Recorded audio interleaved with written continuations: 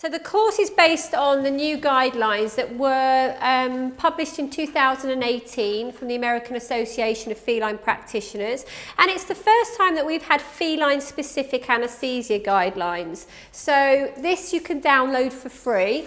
So I've downloaded a copy and just had it laminated and bound. So I like things on paper. I don't know, is that because I'm getting old? I like things on paper. It's easier to learn from, I think. But they're a really nice, easy read, quite practical, really good reference for you to go back to if you're thinking about changing some stuff. So a lot of this content is based on the new guidelines, but also then added in some of the experiences that I have from working in practice. So feline-specific anaesthesia. There's various studies have shown that cats undergoing anaesthesia have an increased mortality risk when you compare them with dogs. So cats are more likely to actually experience increased morbidity and mortality. So morbidity would be developing a disease as a result of being anaesthetised. So for example, maybe we were unable to maintain normal blood pressure, we didn't manage to perfuse the kidneys during that procedure, and then we've resulted in that patient having renal compromise, or in worst case scenario, acute renal failure. Mortality is obviously death as a result of anaesthesia. And it's our role to find a way in which we can try and avoid some of the complications.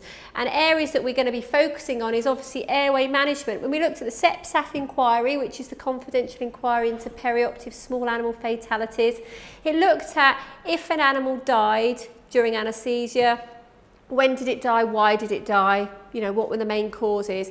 And with cats, the main causes were intubation issues and overinfusion of fluids. So we'll look at that as we go through the session. So we're going to look at airway management, fluid therapy. We'll look at appropriate support during the recovery phase, and I appreciate that actually in some small animal practices where you've got limited staff members, we can't always provide the recovery support we want to. So we might look at ideas how we can overcome that. Because you are what you are. You've got the staff that you've got. Your building's the way it's set up. We've just got to look at ways that we can maybe improve it for you from a day-to-day basis.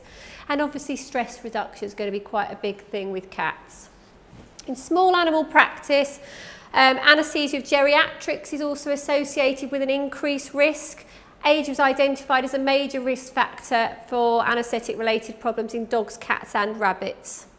It's important that we have the availability of well-maintained anaesthetic equipment when anaesthetising feline patients, well any patients really, and because we have a newly qualified person in the room, you're going to be on it. You will have been checking your anaesthetic equipment day in, day out because you had your practicals coming up and you were not going to fail.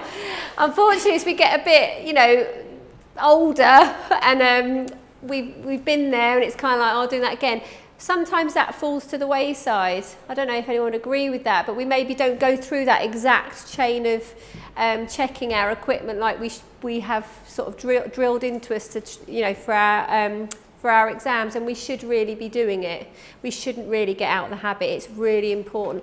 And where I currently work, we do the full machine check before every single patient. So we don't just do it at the beginning of the day, we check it again because something could have changed between patient A and patient B. And it doesn't take that long to do. I think we just get out of the habit a little bit.